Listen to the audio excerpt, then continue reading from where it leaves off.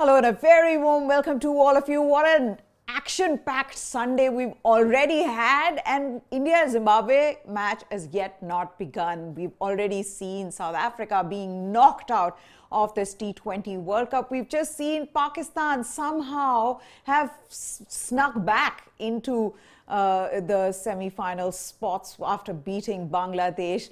It's been a hectic Sunday morning, but we're looking forward to India versus Zimbabwe because India are already through to the semi-finals, but they would want to end their Super 12 stage with a win against Zimbabwe and top their group, and with that set up a meeting with England at the Adelaide Oval in the semi-finals. Ashok Malhotra is here with me to look back on the action that we've already seen so far. Before we get to India and Zimbabwe, sir, what a day we've had since 5:30 in the morning. To see for South Africa being knocked out, social media buzzing with that C word, the choker tag yet again. We've seen so many of South Africa's matches, 99, 2003.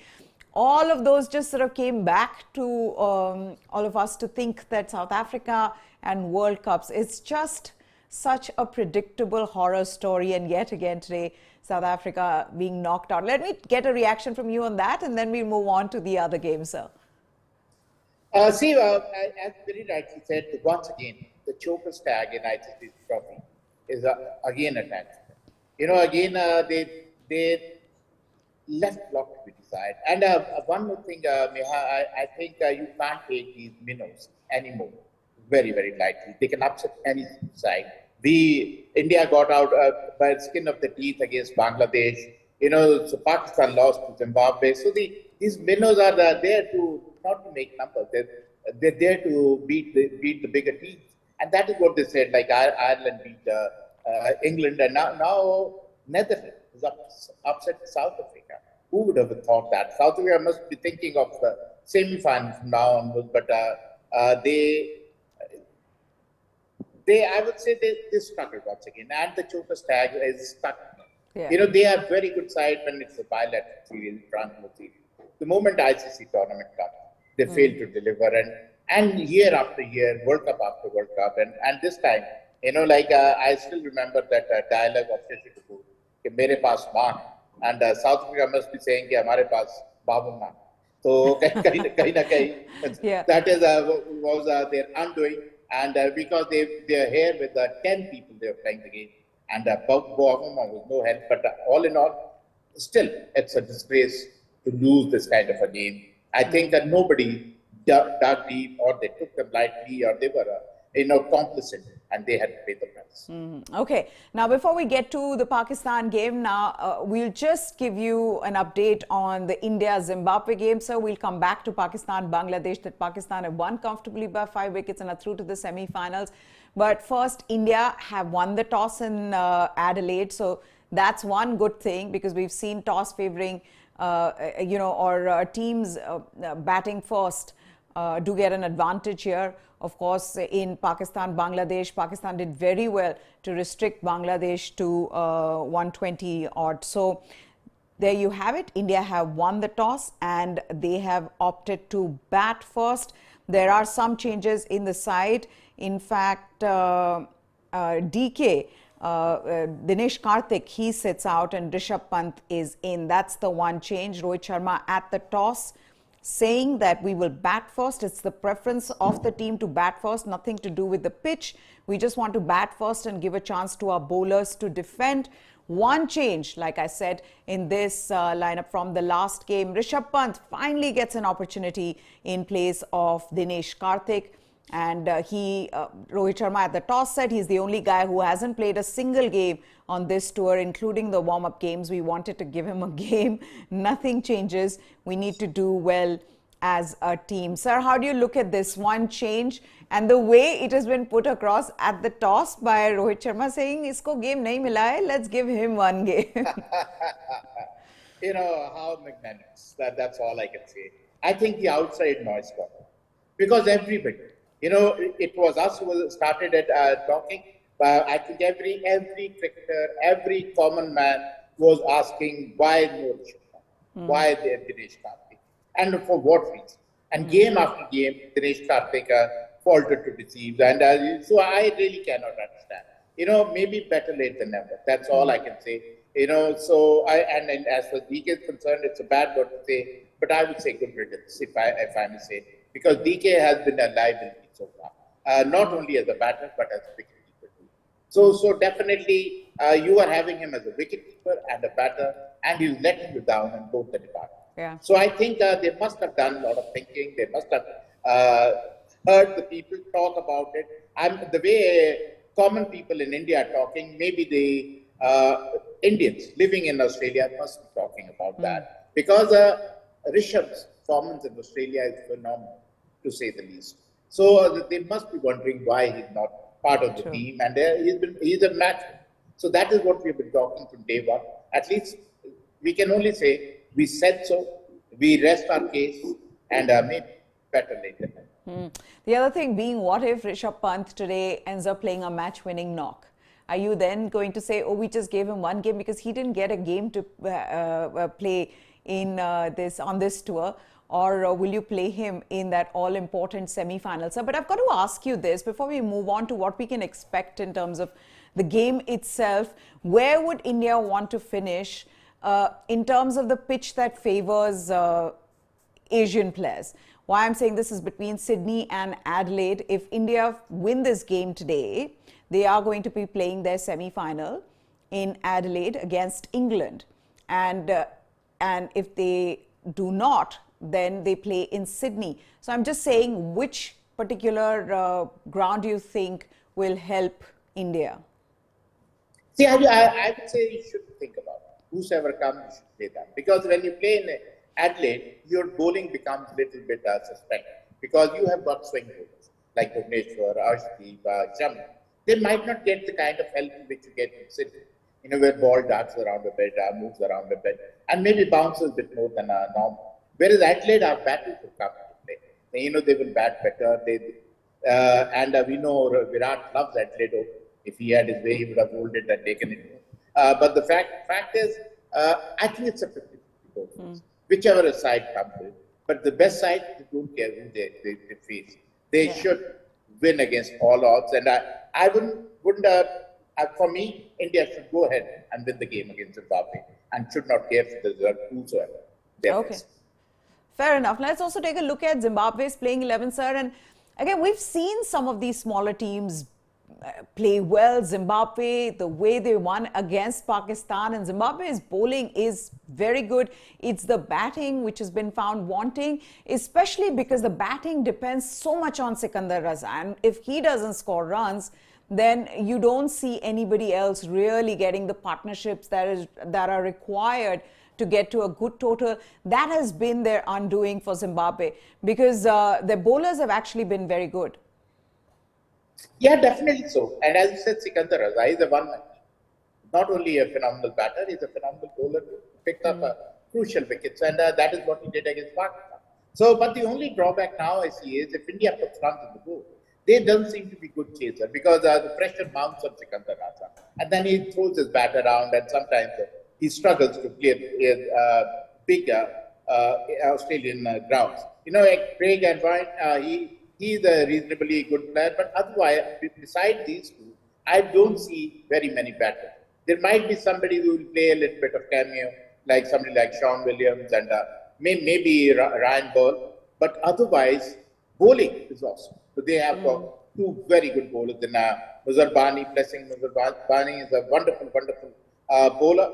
And then Madhvira is a fantastic bowler.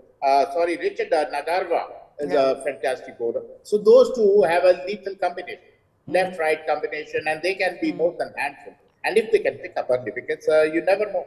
Never say never against these teams, because it is not a cakewalk anymore. You have realized you have to be careful, and you can't take your foot off the pedal. Absolutely, and that's why with India batting first now against a team that has a good bowling attack, sir, it it is important that India's openers get off to a good start. We've been talking about it throughout the tournament, sir. The power plays for India. And it's ironic because it was after the last World Cup, they said, you know, we're going to change our approach. But I was looking at teams' run rate in power plays, and India's team run rate is 5.54. Between all the four teams that have qualified for the semi-finals, they are the lowest. New Zealand, 7.58. England are the highest at 8.12. Pakistan also have struggled in the power plays of 5.93. But India there, 5.54. It has been something that has been a problem for them because their openers are just not performing consistently, and that's something that they'd want to change in this game, because then is the semi-final, and once the openers get off to a good start, things get so much easier for the batters who come later on.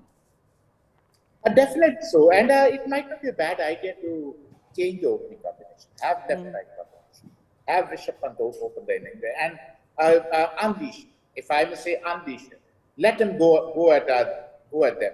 You know, because what is happening is Rahul and you have Rahul in the middle order. I don't mind that, and have Rohit and Rishabh open the inning, and maybe tell Rishabh go after go your and you'll play it in the final. Don't tell him that this is one-off game because you have played and this is why you have picked it. Give him a license to hit. That is when you'll get the best out of Rishabh. Okay, so now we've got the four semi-finalists for this T20 World Cup. Let's just talk about each one of them. New Zealand were the first ones really to qualify for the semi-finals. They've actually stood out in terms of you know, how well they have played as a team.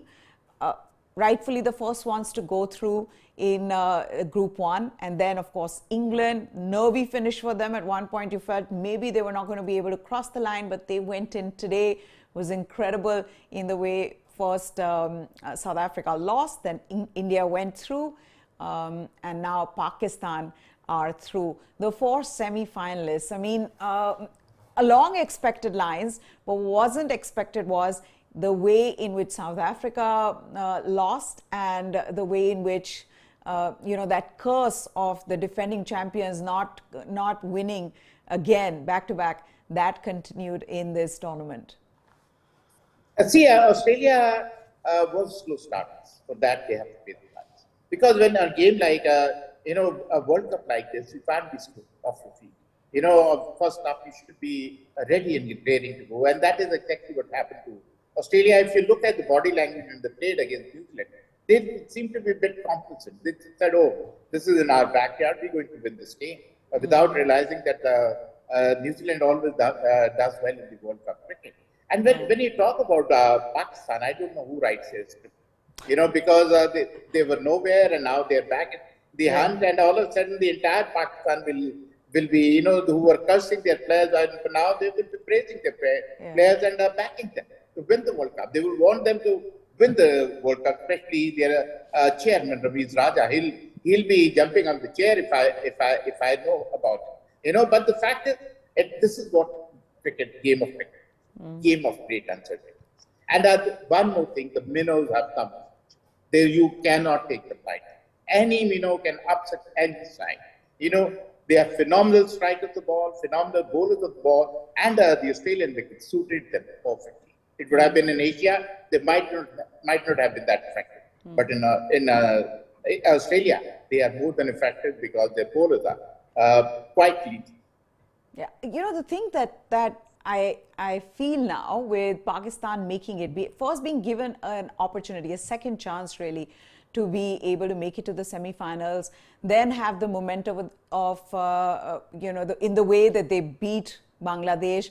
I get the feeling that they're going to be a side that'll be difficult to beat because of the belief that they'll have, you know, you always end up cherishing that second chance so much more. They must have thought that they're out of the World Cup, then to be given that opportunity. I feel like it's going to be difficult to beat them in the semis.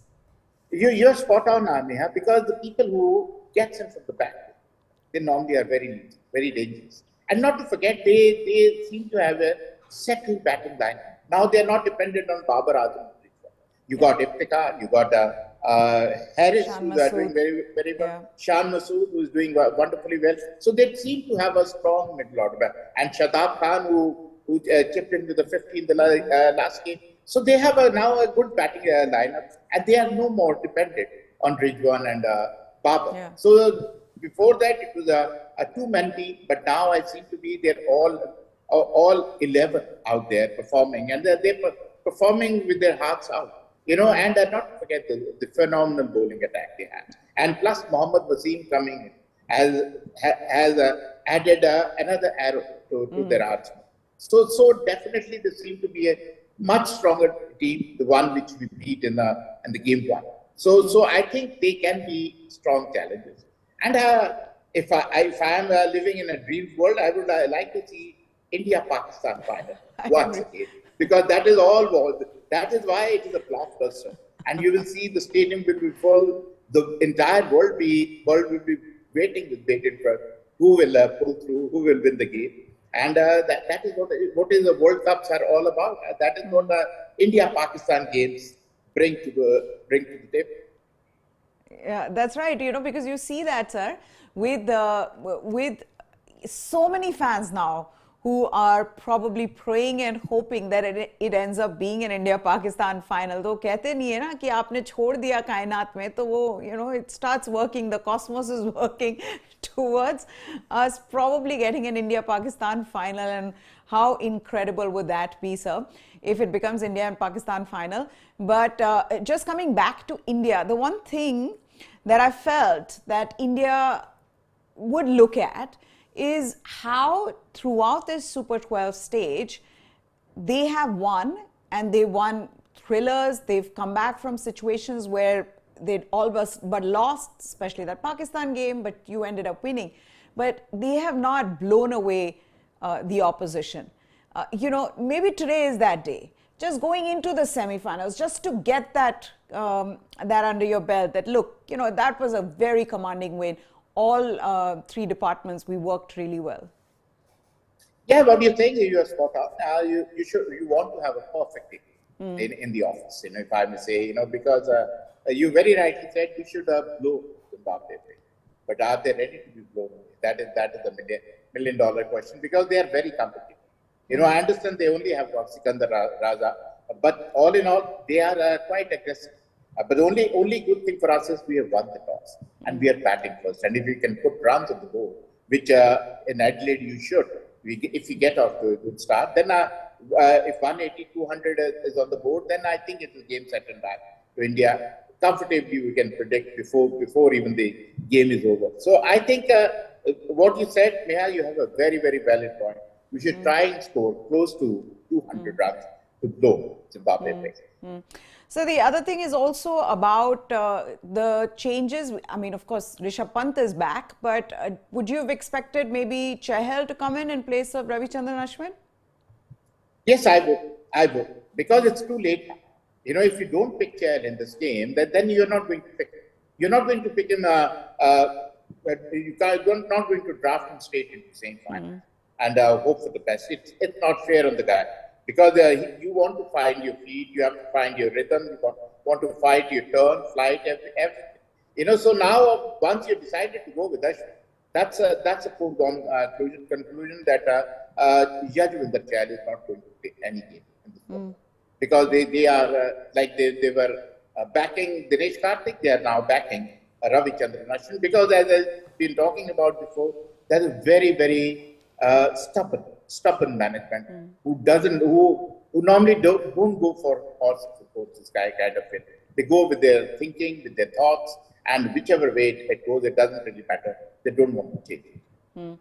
Also, MCG, there was just that one match that was played, that was completed, India versus Pakistan. The other matches were washed out. What are you expecting from the pitch here? How should the Indian openers be approaching their batting first up? See, I think they should take it quite in the first 2 years. Get your eyes in, and then start going up. Because they have got two fast bowlers who are quite, Muzarbani is quite a good bowler, and Nagarwa is another good bowler. So if you can play easy, with especially those 4 overs each, 2 overs each. So then after that, they don't have much of bowling except for Sikandar Raza. They are very, very mediocre bowling. So I think after that, you can target whichever bowler. So and you can then hope to get to 200 runs. But you need a decent start. Maybe a bit slow start. I don't care if you scoring with a strike rate of 5.49, but you get hammer and tongs after that, after 5 overs, 6 overs, because you got enough firepower in your dugout. You can take them on, and they don't have much of bowlers in their ranks. I also see a bit of a change in the way the teams are approaching batting first, sir, in this World Cup. You can come in and tell me if I'm wrong, sir, but the first 10 overs, it's like most of these games are now turning out to be games of two halves, where the first 10 overs, the teams are slow off the blocks. They don't even get to 100 runs. They're either in, between 60 to 80, 90. And it's in the next 10 overs where they'll suddenly want to accelerate and get to, a good total. Is that something that it's because of the pitch, or do you think that's the approach? What do you attribute that to? See, you got to realize that wickets are helping bowlers. It is not a flat track wicket. It's not where you can be a flat track bully and bully the bowlers. The ball does something. That is why they be tentative. The batters don't like when ball darts around the pitch, or ball turns the pitch. It is a wicket where it helps the bowlers, not maybe the spinners, but the fast bowlers. So that is why everybody is playing tentatively. But once they set, then they throw the batter around. And as you know, last 10 overs, once the stick starts flying, then bowlers don't know where to hide. Initially you are a bit worried, a bit tentative, and especially if a couple of wickets go, then you become, trying to consolidate and build a foundation and then go flat out at the bowl. Just a word on India's bowling as well, sir. We've talked throughout this World Cup about how well they have bowled today. What should they be looking at in terms of a bowling unit? I think Akshar Patel and Ashwin would be more than handful. But then the way we'll have to wait and watch how well Bhuvi plays. Because last time around in Adelaide, he tended to struggle because ball was not swinging around, which is so used to now in Australia. So if a ball doesn't swing, but it is a power play. They don't have any more tonkers, big hitters who can take advantage of the power play. So I don't see anything happen. If we get to 200 runs, I think we got enough firepower in bowling to contain them for less than 150 and win the match comfortably. Quickly, just on the semi-final lineup, sir, was this the lineup that you had said that these 4 teams will make it through to the semi-finals, or are there any changes in that? See, Pakistan has gate crashed this party. None of us give any chance to Pakistan. They've come from through the back door. So they can be more than handful for most of the side. But Pakistan, if they're playing against New Zealand, they seem to be strongest on the paper as of now. They seem to be the team which has covered most of the bases. So I think India, England, we all were expecting it. And it is on those lines. And see, now you have to be good on that day. It's a knockout now. Yeah. So you cannot be complacent. It's a do or die, whichever game. And if India reaches the final, I expect India to win the final. But semi-final is a major hurdle for India in a lot of ICC tournaments. Okay, we'll talk about that big hurdle. But right now they've got a job at hand, which is to beat Zimbabwe and finish their Super 12 stage on a high. Will they be able to do it? We hope so. We've seen an upset already, nothing more. Indian fans would not want it. They want India to make it to the finals. But thank you so much, Ashok sir, for joining us here. Thank you. Well, that's it from us. News 9 Sports is what you need to subscribe to for all the latest. Goodbye. Thanks for watching.